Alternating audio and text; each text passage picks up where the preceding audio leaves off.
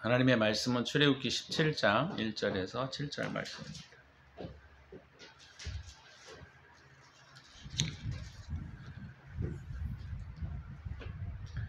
출애굽기 17장 1절에서 7절 말씀.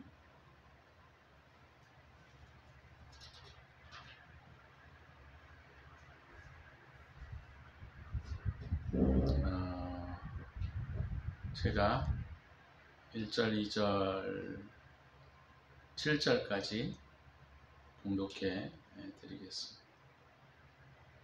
이스라엘 자손의 온 회중이 여호와의 명령대로 신광야에서 떠나 그 노정대로 행하여 르비딤에 장막을 쳤으나 백성이 마실 물이 없는지라. 백성이 모세와 다투어 이르되 우리에게 물을 주어 마시게 하라. 모세가 그들에게 이르되 너희가 어찌하여 나와 다투느냐? 너희가 어찌하여 여호와를 시험하느냐? 거기서 백성이 목이 말라 물을 찾으매 그들이 모세에게 대하여 원망하여 이르되 당신이 어찌하여 우리를 애굽에서 인도해 내어서 우리와 우리 자녀와 우리 가축이 목말라 죽게 하느냐? 모세가 여호와께 부르짖어 이르되 내가 이 백성에게 어떻게 하리이까? 그들이 조금 있으면 내게 돌을 던지겠나이다. 여호와께서 모세에게 이르시되 백성 앞을 지나서 이스라엘 장로들을 데리고 나일강을 치던 네 지팡이를 손에 잡고 가라. 내가 호렙산에 있는 그 반석이 거기서 네 앞에 서리니 너는 그 반석을 치라. 그것에서 물이 나오리니 백성이 마시리라. 모세가 이스라엘 장로들의 목전에서 그대로 행하니라. 그가 그곳 이름을 마사 또는 무리바라 불렀으니 이는 이스라엘 자손이 다투었으며 또는 그들이 여호와를 시험하여 이르기를 여호와께서 우리 중에 계신가 안 계신가 하였음이더라. 아멘. 오늘 본문은 반석에서 솟는물이라고 하는 제목이 달려있는 그런 내용입니다. 본문의 이해를 돕기 위해서 우리가 잠깐 배경을 좀 이해하면 이스라엘 백성들이 출애굽해서 홍해를 건너고 이제 엘림에서도 좀 쉬고 마라의 쓴물 사건을 겪고 그 다음에 그들이 만나와 미추라기를 먹었던 그런 그 하나님의 놀라운 경험들을 가지고 난 다음에 오늘 본문의 내용이 보면 르비딤으로 이동하여 장막을 치고 근데 그 르비딤에 마실 물이 없었던 것을 오늘 본문은 우리에게 가르쳐주고 있죠. 이 물의 사건은 특별히 광야를 지나게 될 때 굉장히 자주 나오는 그런 내용인데 특별히 이스라엘 백성들이 홍해에서 바로 나와서 첫 번째 그들이 만났던 기적들이 그 마라의 쓴물 사건입니다. 그래서 그 마라의 쓴물 사건이 우리 안에 있는 어떤 잘못된 쓴 어떤 그런 내면의 상처들, 내 안에 나오는 그런 쓴 것들, 이런 것들을 상징한다. 제가 한번 말씀을 드렸던 것 같아요. 그리고 오늘 이 두 번째는 반석에서 솟는 물의 사건입니다. 르비딤에서 물이 없어서 이스라엘 백성들이 불평하고 원망했을 때 하나님께서 모세에게 이 르비딤의 사건을 지목하고 지적해 주었던 것을 우리가 알 수가 있죠. 그리고 민수기 20장 쪽에 가다 보게 되면 세 번째 이 물의 사건들이 나오게 되는데 거기 보게 되면 가데스라고 하는 곳에서 이 물 사건이 또 한 번 나타나는 것을 우리가 알 수가 있습니다. 그래서 거기에서는 그 하나님께서 모세하고 이스라엘 백성들에게 모세와 아론에게 그 반석을 치지 말고 반석을 명하여 물을 내라 이런 하나님의 말씀이 있었는데 모세가 이스라엘 백성들이 하도 원망하고 불평하니까 거기서 모세가 좀 혈기를 부렸던 것을 볼 수가 있습니다. 그래서 모세가 내가 너희에게 물을 주랴 하고 반석을 쳤어요. 그 사건이 어떤 면에서는 하나님 앞에 상당히 좀 불경한 사건이었던 것을 우리가 알고 있습니다. 그래서 바로 하나님께서 그런 일로 인하여 모세에게 너는 그리로 가나안 땅에 들어갈 수 없다 이렇게 말씀하시는 것을 보게 되면 그 사건이 의미하고 있는 것이 되게 중요한 의미를 가지고 있다라고 하는 것을 우리에게 보여주고 있는 사건입니다. 그래서 이 물 사건은 딱 3번 나와요. 특별하게. 그래서 마라의 쓴물 사건과 반석에서 솟는 오늘 본문에 나와 있는 이 사건과 그 다음에 이스라엘의 가나안 땅을 앞두고 있는 이 가데스라고 하는 지역에서 반석을 명하여 물을 내라고 하는 이 3번의 물 사건이 그 모세오경에 기록이 되어져 있습니다. 근데 오늘 이 본문의 내용을 그냥 보시면 물론 이것도 되게 중요한 의미가 있는데 7절 후반부에 보게 되면 이스라엘 백성들이 이것을 왜 이렇게 했는가에 대한 부분들이 나와 있어요. 그들이 여호와를 시험하여 이르기를 여호와께서 우리 중에 계신가 안 계신가 하였습니다라. 그러니까 이스라엘 백성들이 이 시험을 하는 주요 목적은 하나님이 나와 함께 하시는가에 대한 목적이에요. 그러니까 하나님이 존재하느냐 존재하지 않느냐의 문제가 아니고 하나님이 나와 함께 하시는가, 하나님이 과연 우리의 삶 가운데 일하시는가에 대한 그런 문제였다 이렇게 볼 수가 있는 것이죠. 그래서 이 마사 또는 무리바라고 하는 것은 우리가 잘 알고 있는 것처럼 다툼이라는 말입니다. 하나님께 다툼, 하나님께 대하여 싸우다 이런 의미를 가지고 있죠. 그래서 오늘 이 본문을 중심으로 우리가 딱 한 3가지만 좀 같이 나누려고 합니다.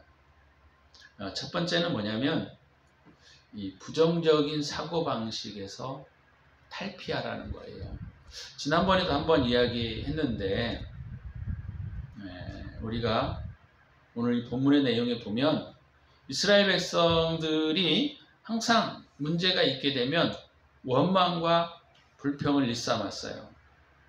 그래서 하나님께서 이 부분에 대하여 굉장히 화를 내시지는 잘 않았지만 어찌됐건 하나님의 마음이 되게 상했던 것을 우리에게 가르쳐주고 있는 것이죠. 그래서 이스라엘 백성들은 항상 문제를 당하게 될 때 그들은 항상 원망과 불평을 가지고 있었던 것을 볼 수가 있습니다. 그래서 이 사건을 통해서 우리가 배워야 할 것이 바로 뭐냐면 우리가 하나님을 믿고 살아갈 때 이런 어려운 문제를 당했을 때 항상 겪는 것이 바로 뭐냐면 원망하느냐 또 말을 부정적으로 하느냐 이런 문제가 굉장히 심각한 문제입니다. 하나님은 이스라엘 백성들을 가나안 땅에 들이기까지 훈련하시고 준비해 가시는 부분이 있어요. 그래서 실상은 이제 넓은 의미에서 보게 되면 이 어려움마저도 하나님의 복이다 이렇게 볼 수 있는데 그런 이렇게 인생의 여전히 넓은 의미에서의 시야를 갖지 못하고 당장 내 앞에 나오는 문제에 대하여 우리가 어떤 태도를 취하는가 이것을 우리가 좀 살피셔야 합니다. 내가 이런 문제 앞에 놓여져 있을 때 항상 내가 어떤 태도를 취하는가, 어려운 문제를 당할 때 또는 좀 어렵고 힘든 문제가 내 앞에 왔을 때 내가 어떤 마음과 어떤 태도를 갖는가 이것을 우리가 오늘 본문을 통해서 다시 한번 점검해 내어야 한다는 겁니다. 저도 사실 이런 문제를 깨닫게 된 것은 그리 오래되지는 않은 것 같아요. 저도 항상 어떤 문제가 오면 참 항상 부정적인 어떤 견해와 태도를 취했던 것이 사실인 것 같아요.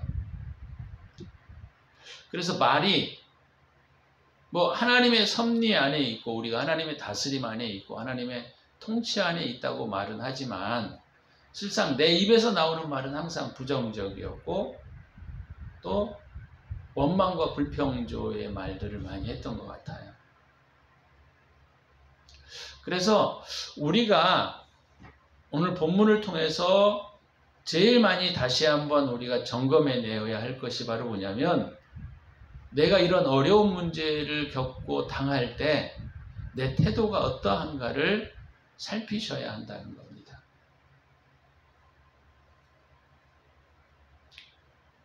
그래서 한번 생각을 해보셔야 돼요.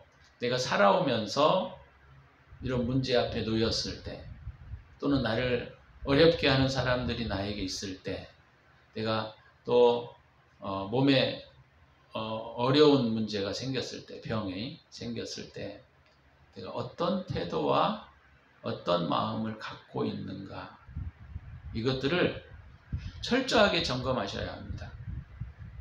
회개를 많이 해도 사실 이런 부분들을 점검해내지 않으면 고쳐지지 않는 것 같아요. 그래서 문제를 겪을 때마다 우리의 마음의 태도가 어떠한가 이 부분을 반드시 점검해내어서 어떻게 하셔야 되냐면 그냥 내가 이런 태도를 가지고 있구나 이런 생각을 가지시면 안 되고 이거 빨리 회개해서 고치셔야 돼요. 회개해서 고치는 데까지 가셔야 합니다. 고쳐지지 않으면 항상 이런 문제는 반복되어지고 이런 문제들이 실상은 나와 함께 살아가는 사람들에게 영향을 미치고 있다는 것을 아셔야 합니다. 특히 부부에게는 남편과 아내에게 영향을 미칠 것이고 또 자녀들에게는 치명적인 문제를 일으킵니다. 왜냐하면 자녀들이 그런 사고와 생각에 젖어 있으면 자기도 모르는 사이에 자기가 부정적인 사고방식에 노출되어 버려요. 그래서 자기는 항상 좋은 생각을 가지려고 하고 해도 결국 문제를 당하게 되거나 어려운 문제 앞에 놓이게 되면 항상 부정적인 태도를 취할 수밖에 없기 때문입니다. 그래서 이 부분은 이 신자에게 있어서 중요한 것은 하나님이 존재하느냐 하나님이 살아계시지 않느냐의 문제가 아니라는 거예요. 왜냐하면 이스라엘 백성들은 지금 이 반석에서 솟는 이 르비딤의 사건까지 올 때에는 이미 하나님의 살아계심을 너무나 분명하게 보았고 또 하나님의 살아계심을 그들이 눈앞에서 경험했기 때문에 하나님이 존재하느냐 존재하지 않느냐의 어떤 그런 단순한 신앙의 문제가 아니라 그런 어려운 문제들을 우리가 당했을 때 신자들이 어떤 모습으로 살아가느냐의 모습이에요. 이스라엘 백성들은 이 부분들을 고쳐내지 않습니다. 그래서 앞으로도 그가 광야의 시간들을 겪어갈 때 항상 이런 문제가 있기만 하면 늘 과거를 추억하고 원망과 불평을 일삼았던 것을 우리는 성경을 통해서 우리가 알 수가 있는 것이죠. 우리도 마찬가지예요. 우리도 내가 지금 행동하는 모습들을 첫 번째는 발견해야 되고 내가 이런 문제가 있구나라는 것들이 발견되지 않으면 절대로 해결되지 않아요. 내가 이런 문제가 있다라는 것을 발견하는 것만이 중요한 것이 아니고 발견을 했다고 하면 그것을 회개해서 그것을 철저하게 고치셔야 합니다. 그러니까 주님이 원하시는 것은 바로 뭐냐면 결국은 성경이 말하고자 하는 가장 중요한 핵심 중에 핵심이 바로 뭐냐면 주님은 당신의 모습대로 우리를 만들어가기를 원하신다라고 하는 것이죠. 이것을 우리가 주님을 닮아가는 삶 이렇게 말할 수 있다라고 하는 것이죠.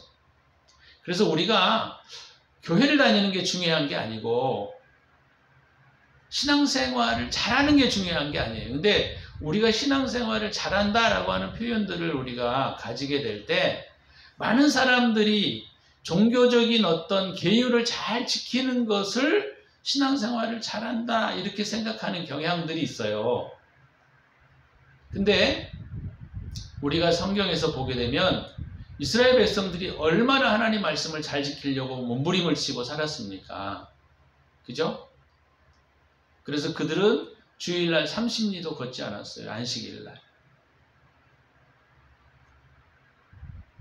그렇지만 주님이 그들에게 어떤 말씀을 하셨느냐면 예수님이 독사의 새끼들아 그랬어요.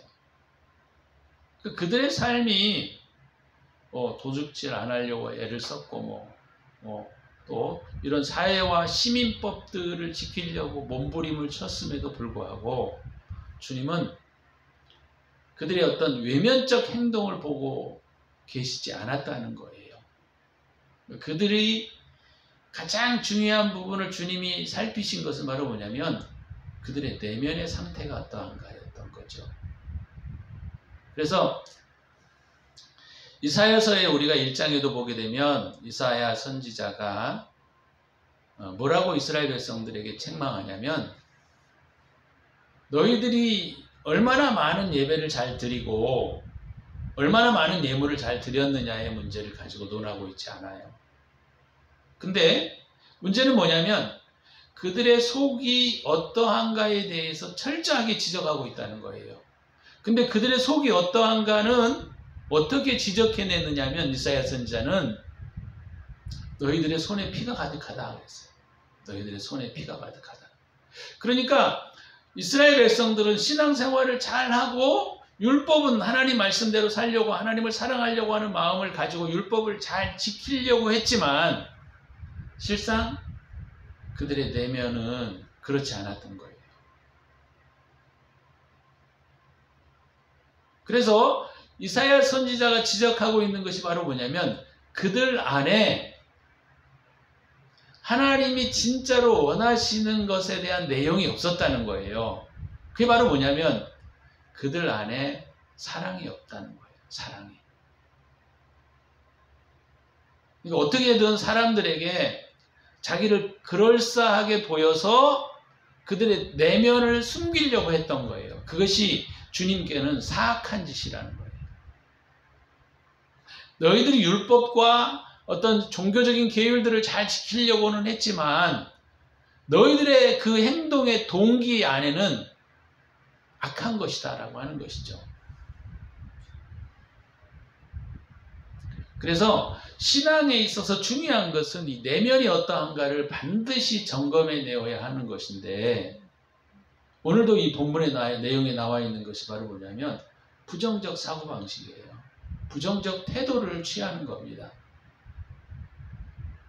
문제만 당하면 하나님이 있는 사람들도 걱정하고 두려워하고 불안해하고 또 하나님이 왜 그랬을까? 이런 태도를 취하는 것이 일반적이잖아요. 근데 그것을 통해서 우리가 그런 부정적인 사고와 태도를 빨리 점검해내고 그것을 철저하게 회개하셔야 합니다.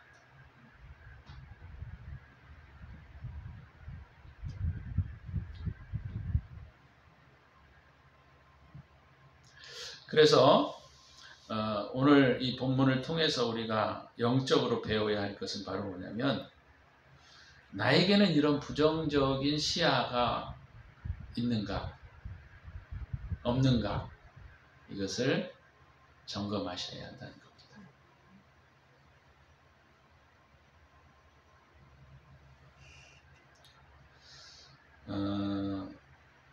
이스라엘 백성들이 불안하고 두려웠던 것들 중에 하나가 뭐냐면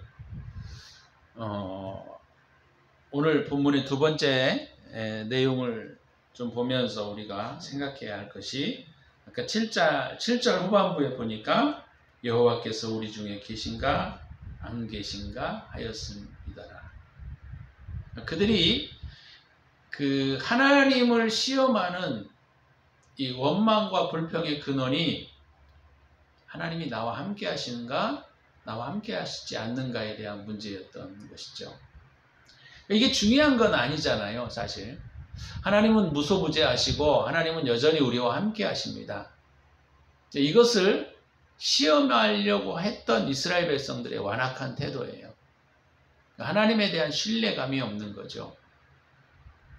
그리고 하나님이 이 세상을 다스리고 통치하신다라고 하는 사실들을 그들이 믿지 못하는 거죠. 이게 그리스도인들에게도 굉장히 많아요. 우리 안에 그런 부분들이 많아요. 그래서 하나님이 나와 함께 하시는가를 내가 좀 시험해 보고 싶은데 이적과 기적을 통해서 시험해 보고 싶은 것이죠. 이것이 실상은 불신앙이라는 거예요. 하나님 앞에 우리가 신앙이라고 하는 것은 단순히 하나님이 살아계셔, 하나님이 존재하고 계셔의 문제가 아니라 하나님이 우리와 함께 하신다라고 하는 사실들을 내가 신뢰하지 못하고 믿지 못하는 것이 불신앙인 거예요. 그래서 오늘 이 본문에 나와 있는 두 번째는 뭐냐면 하나님은 우리와 함께 하십니다. 그게 임마누엘이잖아요. 또 주님이 우리와 함께 하신다라고 하는 거예요. 그것이 주님의 별칭입니다. 예수님이 이 땅에 오셔서 사람의 몸을 입고 내려오셔서 우리와 이 땅에서 어떤 주님의 사역들을 하신 것이 뭐냐면 하나님이 임마누엘이다 라는 사실을 가르치시기 위함도 있어요. 하나님이 우리와 함께 하신다.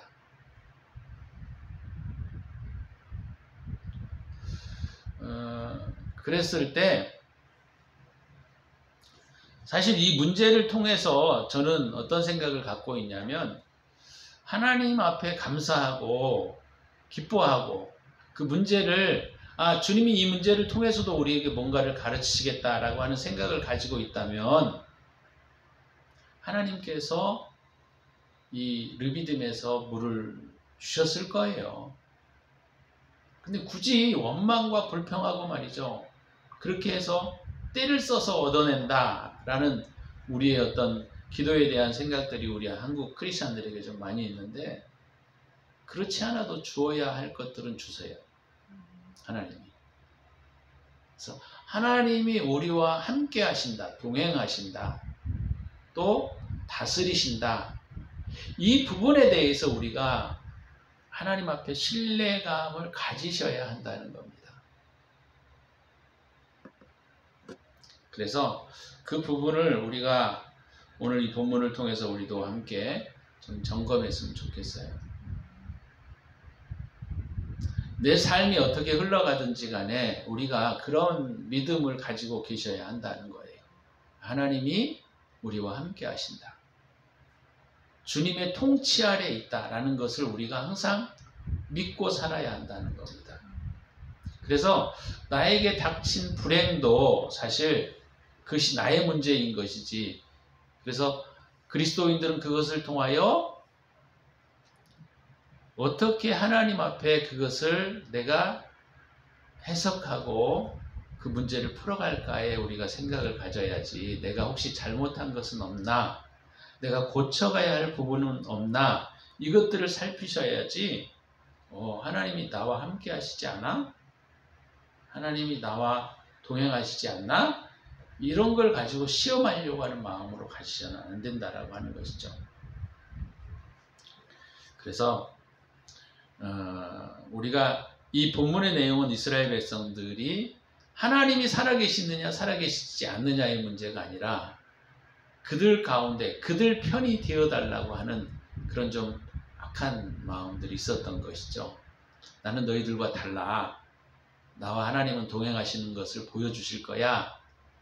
그런 모습들을 사람들 앞에 보여주려고 하는 그런 마음과 태도들이 있었던 것이죠.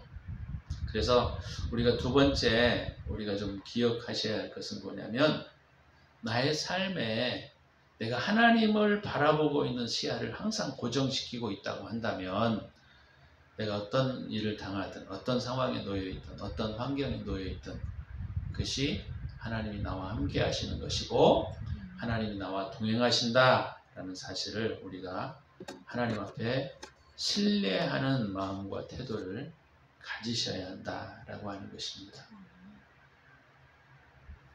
자, 마지막으로 오늘 이 본문에서 우리에게 제일 또 배워야 할 것 중에 하나가 뭐냐면 아까 제가 처음에 말씀을 드렸던 것처럼 물 사건이에요. 물.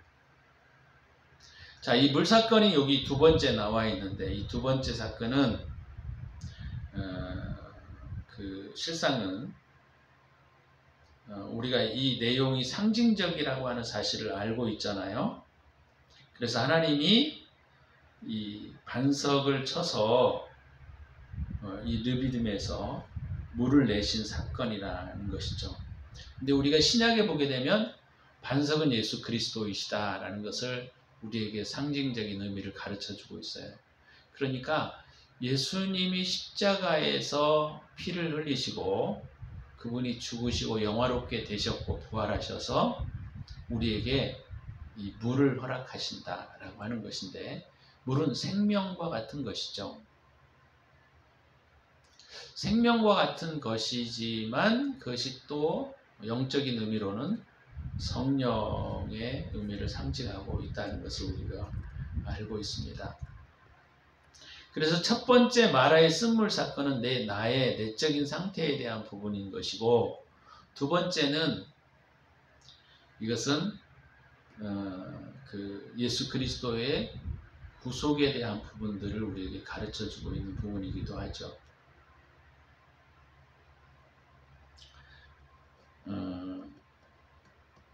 그래서 이것이 이제 이 반석에서 솟는 물 다음에 이제 영적 싸움을 시작하는 것을 우리가 알 수가 있죠. 아말렉과의 전투. 그래서 우리가 악한 것들과의 전투에 있어서 중요한 초기는 바로 이런 십자가의 사건. 그것이 우리의 삶에 명확하게 경험되어져야만 한다는 것이죠. 십자가의 사건이 우리에게 정확하게 준비되어질 때에 우리가 이것이 의미하고 있는 것이 영적인 싸움을 싸우기 위한 준비라는 것입니다. 그래서 우리가 이 물 사건은 또 홍해바다를 통해서도 우리에게 가르쳐주고 있잖아요. 근데 지난번에 초기에는 그들이 유월절을 통하여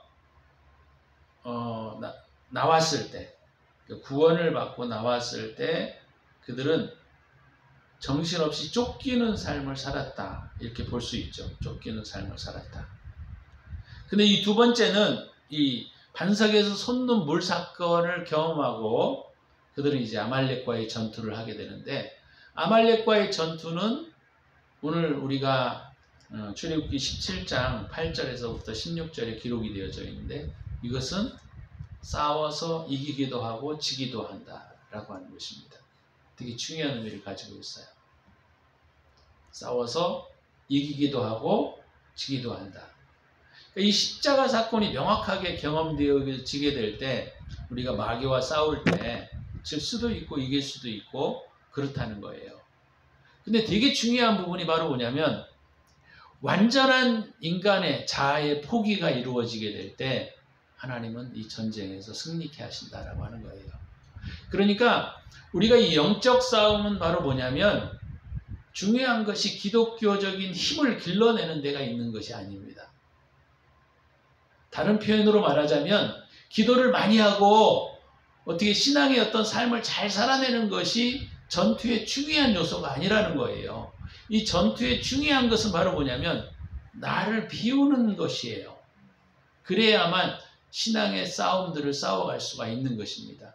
그래서 이 아말렉 족속을 쳐부수는 이 전투의 중요한 포인트가 바로 뭐냐면 모세의 손을 올리고냐 내리느냐의 싸움이었어요.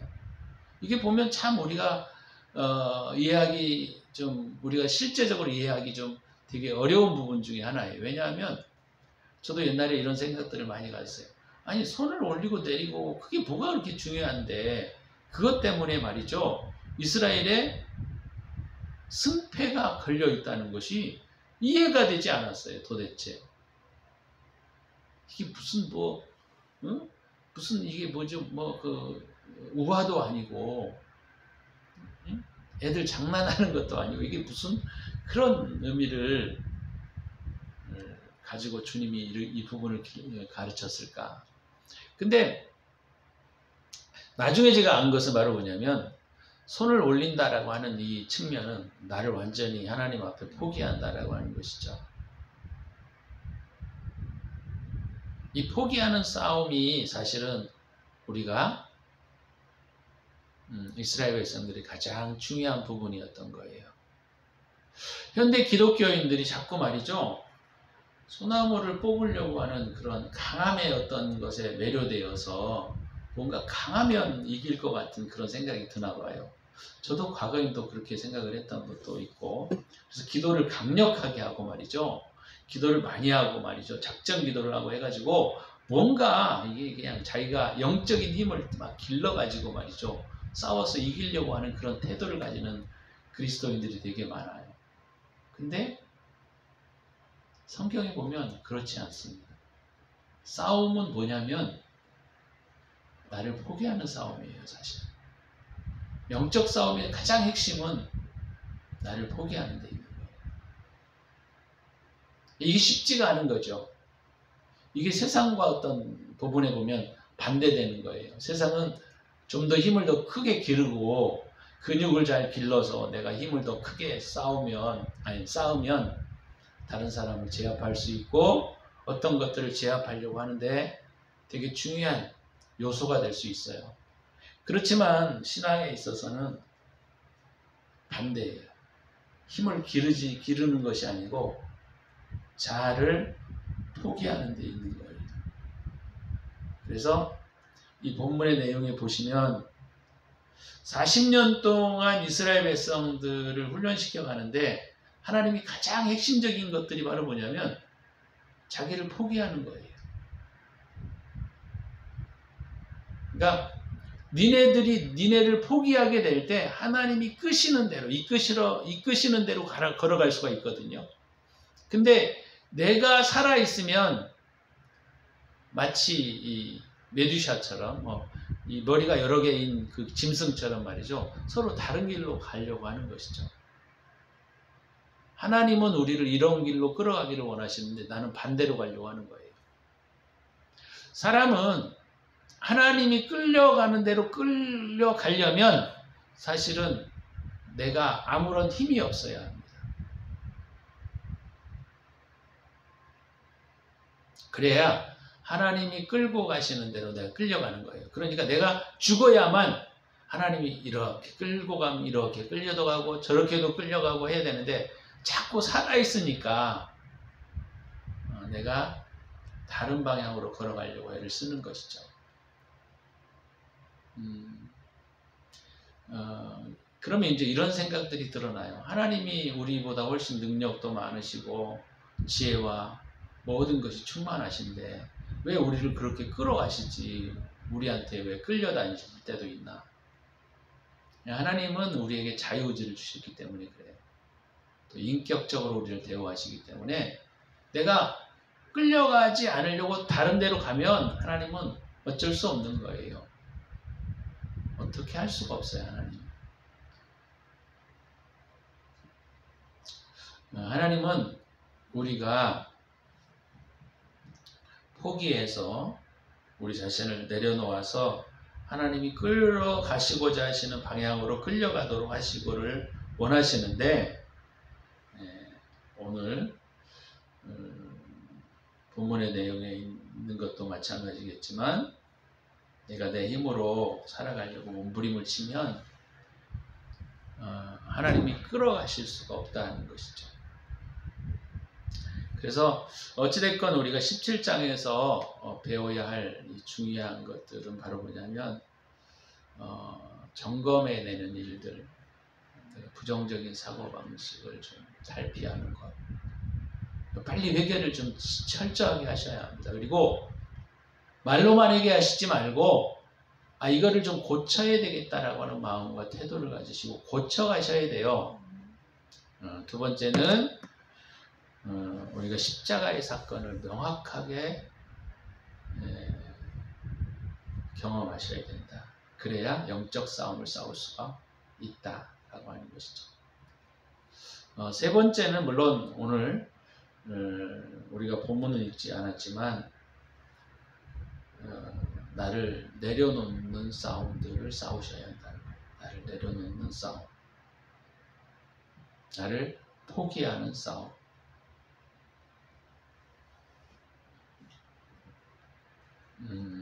그것이 우리가 이 17장에서 영적인 의미들을 우리에게 주고 있는 것입니다. 이 17장과 18장에서 그런 일들이 있고 난 다음에 하나님이 시내산에서 이스라엘 백성들을 만나는 장면들이 나오죠. 그래서 되게 중요한 부분이에요. 우리가 이런 부분들을 고쳐가게 되어질 때 또 하나님께서 우리에게 또 강림하시고 또 우리에게 말씀해 주시는 그런 복을 누릴 수가 있게 된다라는 것이죠. 저와 여러분들이 오늘 이 본문의 내용을 통해서 기독교인들이 힘을 자꾸 기르려고 하시지 말고, 기독교인들이 자꾸 힘을 기르시려고 하시지 말고 포기하고 내려놓으라. 이게 되게 중요한 부분입니다. 저와 여러분들이 오늘 이 본문을 통해서 이 세 가지를 배우게 될 때 하나님의 강림과 하나님의 놀라운 복들을 경험할 수 있다라고 하는 것입니다. 우리 기도할 때 이 세 가지를 좀 깊이 묵상하시고 한번 생각을 좀 해보시면 좋겠습니다.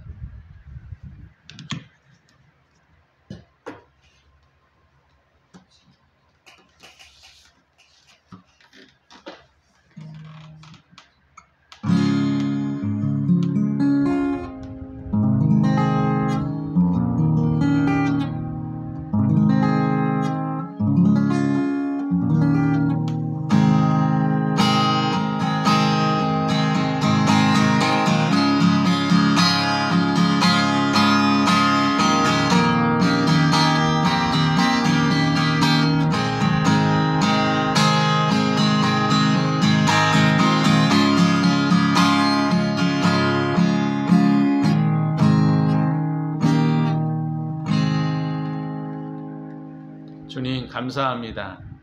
오늘도 저희들이 출애굽기 17장을 통하여 우리가 부정적인 사고가 있는 부분들을 캐치해내고 그것들을 철저하게 회개할 수 있게 하여 주시고, 또 하나님 예수 그리스도의 이 십자가 사건, 반석에서 물을 내는 이 놀라운 이 사건들을 철저하게 경험할 수 있도록 하나님 우리에게 은혜를 베푸시고, 마귀와의 영적 싸움에서 중요한 것들이 나를 내려놓고 포기하는 것이라는 사실들을 배워서 크리스찬들이 자꾸 힘을 기르려고 하시지 말고 우리가 나를 내려놓고 성령께서, 주의 영께서 우리를 친히 장악하시도록 우리가 살아갈 수 있게 하여 주옵소서. 이제는 우리 구주 예수 그리스도의 은혜와 독생자를 아낌없이 우리를 위하여 내어주신 하나님의 사랑하심과 성령의 축복하심이 오늘도 17장을 통하여 배우고 싸우고 훈련하고 준비하는 당신의 사랑하는 백성들 머리머리 위에 이제로부터 영원토록 함께 계실지어다. 아멘.